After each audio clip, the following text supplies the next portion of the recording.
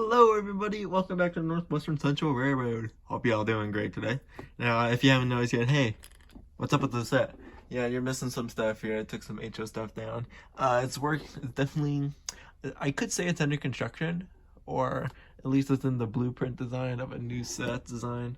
But as of right now, it's probably gonna stay like that, and I might just put it some, or actually, how about this? There we go. Let's put some random stuff up there.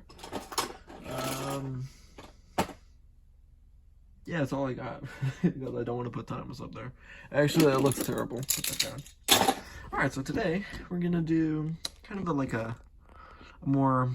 This is gonna be a little bit different type of video because as of this purchase, I'm probably gonna be done purchasing for a long time until I actually get a sustainable job, income. At least I already have that. At least need to get something a little bit better. And some more time because as of right now, my whole collection is overfilling with space, and I need to stop collecting. So I'll probably get just maybe one very last thing, and I may just be left some item off of trains that I have leftover coupons for. And by coupons, I mean points. But yeah, so today, instead of going, let's say, along the lines of O-Gauge, this would be a traditional O-Gauge boxcar, or at least in this case, livestock car. Don't mind it, it's just marks. But usually you see me reviewing O-Gauge stuff. Either it's from the post-war era, pre-war, or from the 90s or modern. But today, we're gonna dive into the more mature market of railroading, scale rolling stock, or at least in scale product. Now, I did participate in the Trains.com Memorial Day sale, or not the Memorial Day sale, the free shipping sale that was going on. If you choose from the selected library of items that Trains has collected in that specific library, if your subtotal is under $100, you get your whole purchase is free shipping. And I probably saved about $40 in shipping. So I was like, okay, well, I had to get some new stuff for a video. So this is what I got. This is actually jump cut. Return from the jump cut. This is an O-Gauge car. And this is an O-Scale car. That's right, today we'll be going over O-Scale boxcars here in this O-Scale rolling stock library. Now these are pretty old because all of these are from the latest, or the oldest I got was from 89, and the most recent was from 97, or actually 99. None of these were from the 2000s, I know, but they're built really well. They got a good amount of quality to them, and when you see this Russian on it, you're dealing with some good A+ quality here from Lionel. So yeah, these all got big plastic shells, operating doors on each side.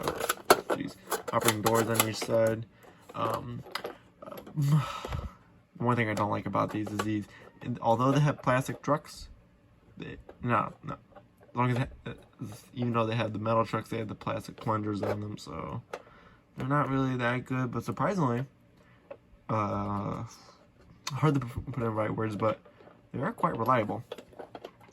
There you go. Then you got another car here, a Western Pacific with the orange, I believe it's orange leaf on it.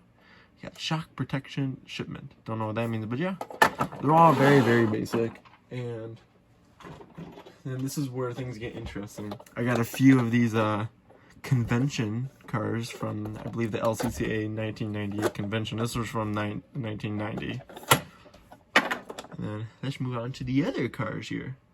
Now the next few cars here, I'm actually gonna make some extra space here. I'm gonna put these in a different spot.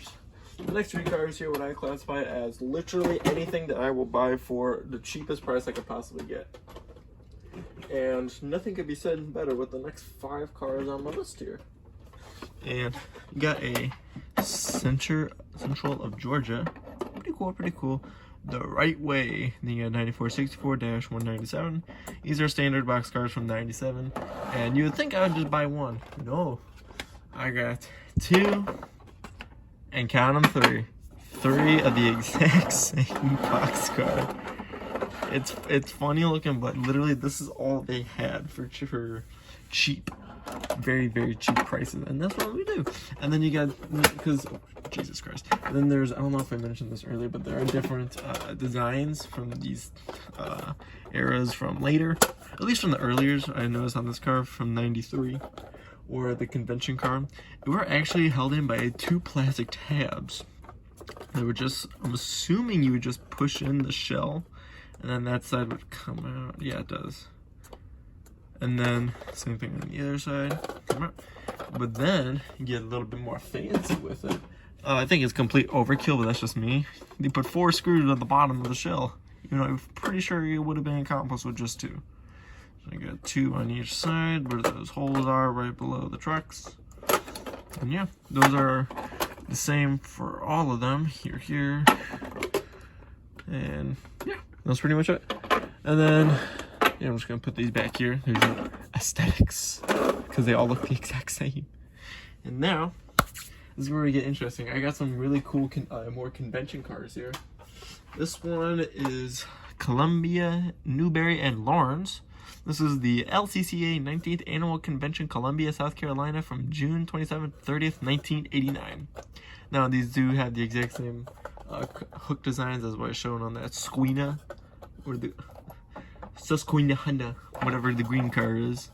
But yeah, this one's actually pretty cool because you would think that, because for a lot of these cars, you get the standard 90s era box with the white, the tan line on the logo, see-through on the back as well, same as from the 90s from Chesterfield, Michigan. And then it would tell you the label of the car on it. Cool. But this one, well, this one's a little bit different from the others because it wasn't an even split, but it was more seen of these boxes. Oh, jeez. I see more of these style boxes. These line electric trains for ages 8 to adult. And I'm looking at it, it's very reminiscent of MPC style boxes, even though it's just not from the Model Products Corporation, even though it says Mount Clemens, Michigan on it. And then it would show you the car there. So I got that car that goes with this box. What's even cooler is, I'm trying to stick this box into something special, is that this wasn't, since I bought this off the train, they didn't show this in the listing, but it came with the shipping box as well. It's quite nice. It's in really good condition. Also, if your name is Joe L. Rucker, 405 State Street in West Columbia, South Carolina, that's your address. Or if you're Janice D. Burkett at 3607 Twilight, Connecticut, Oakton, just to let you know, I have your LCCA box car, and it's gonna just like the Allstate agent, it's gonna be in good hands. But yeah, and yeah, the last car in the collection, it's just the exact same thing. But yeah, that's all the cars for here. Let's take them to the layout and get them running. Alright, so we got the engine on the layout. Actually, we're gonna do things a little bit different. We're gonna run the train on the inner loop instead of the outer loop, because I'm not sure if it got too much attention on this channel, but the inner sometimes is just as good or maybe better than the outer. In this case, it's just as good. So yeah, we're gonna run this engine. It's actually my Williams NW2, and we're gonna pull every single of the 90s boxcars, including, I believe, my 8 TSF Woodside boxcar at the end, just to get a little size comparison, or the only reference of a boxcar that would scale that I have in my collection. And obviously we're gonna be running it with a scale caboose, and it is, I believe, from Atlas. But yeah, without further ado, let's roll her out.